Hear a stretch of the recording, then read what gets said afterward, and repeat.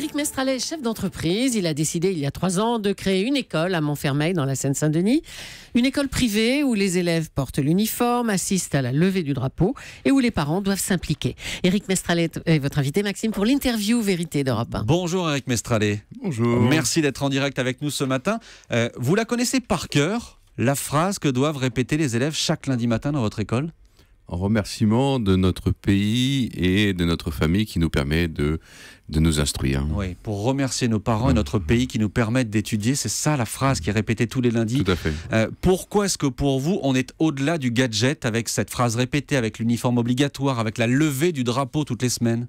Tous les enfants ont besoin de rites pour pouvoir s'identifier, pour pouvoir comprendre les raisons fondamentales pour lesquelles ils ont besoin de fournir des efforts. Voilà. Et donc c'est ce que nous proposons et offrons aux enfants et aux familles, puisque bien évidemment les familles le désirent. Mais pour vous, c'est essentiellement la discipline qui manque aux autres écoles, aux écoles classiques ? Non, je parle de rites. Je parle pas de discipline, comme vous avez pu le remarquer. C'est vraiment de rites.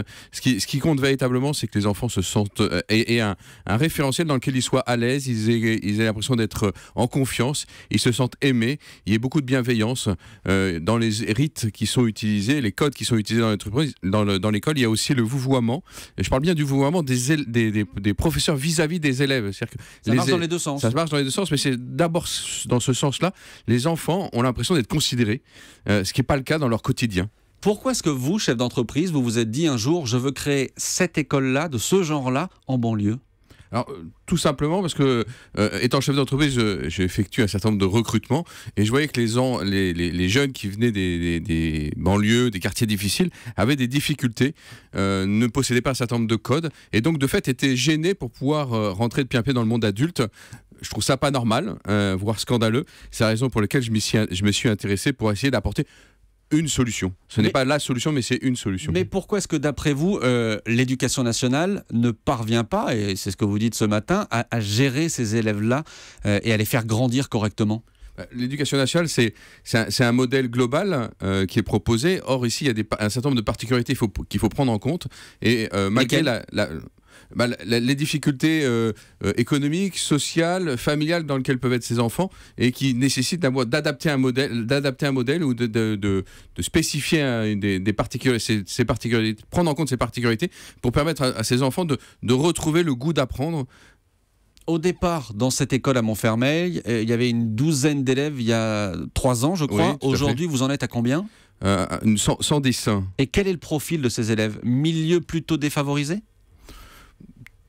Comme beaucoup dans la banlieue à cet endroit-là, les enfants sont dans une situation économique quelquefois difficile, familiale difficile, donc et quelquefois pas du tout, mais simplement ils étaient dans leurs écoles dans une ambiance qui les poussait pas à travailler. Il y avait une forme de mal-être qui n'était pas forcément due à eux, mais qui pouvait être due au contexte dans lequel ils étaient.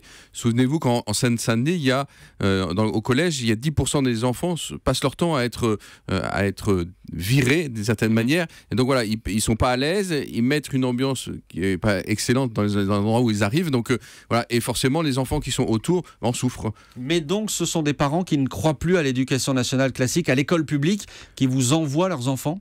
Alors, je sais pas si il y a une désaffection, c'est comme ça que vous le jugeriez ? Certaines, puisque la plupart les familles nous disent il faudrait que ces écoles se multiplient pour pouvoir redonner, comme j'ai pu le constater pour mes enfants, le goût d'apprendre, le goût le goût de lire, par exemple. Je suis plus obligé de le forcer à lire.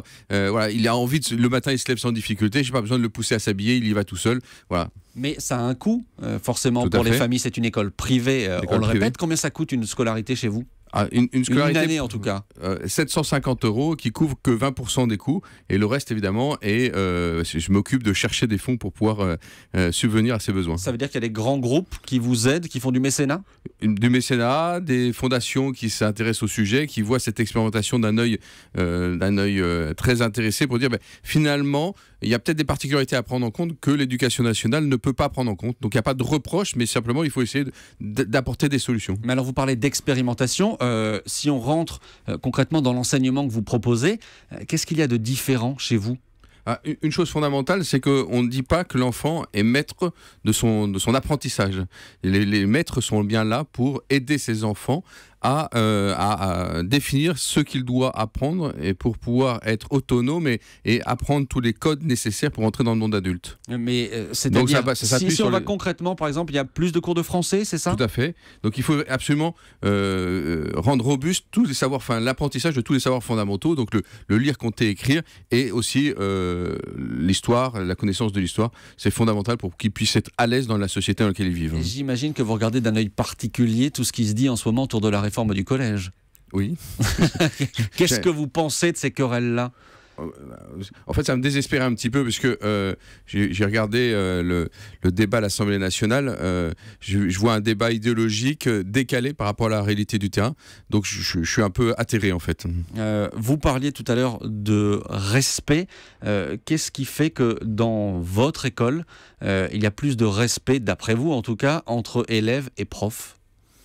Les élèves comprennent que les adultes sont là pour les faire grandir et ils les aiment. Ils sont là longtemps dans la journée. Ils ne sont pas là que pour délivrer leurs cours, leur savoir, dispenser leur discipline. Ils peuvent les voir autour des déjeuners. Donc s'apercevoir que c'est des hommes qui sont abordables, qui ont des passions. Ils peuvent s'identifier à eux, se projeter avec eux. Et les parents sont plus impliqués aussi? Tout à fait. C'est indispensable. Comment ? Ils sont d'abord le corps professoral se réunit 2 ou 3 fois par semaine pour faire le point sur chaque enfant et s'il y a des difficultés, ils communiquent avec les familles. Il peut y avoir jusqu'à 6 SMS du corps professoral vers les familles pour dire l'enfant va bien ou il y a une difficulté. Est-ce que c'est corrélé à quelque chose extérieur que nous ne voyons pas? Donc il y a bien une communauté éducative qui se réunit autour de l'enfant pour l'aider à apprendre. Comment on vous regarde au ministère de l'Éducation? Alors, on va aller voir la semaine prochaine, donc je ne peux pas répondre en anticipation. Non, mais depuis 3 ans, là, j'imagine qu'ils regardent un peu ce que vous faites.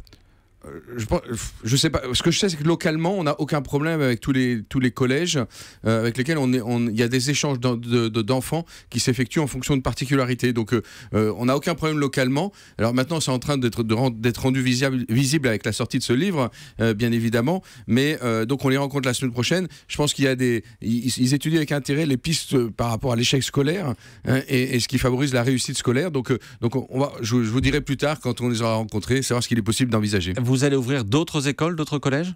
Alors, c'est bien des écoles primaires et secondaires. Ouais. Donc, on ouvre une école. Il y a déjà une école qui est ouverte à Marseille depuis la rentrée de septembre. Il y a des écoles qui vont ouvrir à Asnières, à Roubaix. Les gens de Roubaix m'ont dit votre école qui est limitée à une centaine ou 150 élèves maximum, parce qu'il faut ces petits effectifs pour permettre aux enfants de s'épanouir. Eh ben, on va en faire 3, 4 parce que il y a des vrais besoins. Et on ouvre aussi d'autres écoles en région parisienne. Je pense qu'en septembre 2016, il devrait y avoir une quinzaine d'écoles qui seront ouvertes. Merci beaucoup. Merci Eric Mestralet. Je donne le titre justement du livre dont vous parliez et que vous venez de publier aux éditions du Rocher en collaboration avec Harry Roselmack d'ailleurs. Espérance banlieue, c'est aussi le nom de votre fondation. Merci Eric Mestralet d'être venu en direct ce matin sur Europe 1. Merci beaucoup. Europe 1, il est 7h54.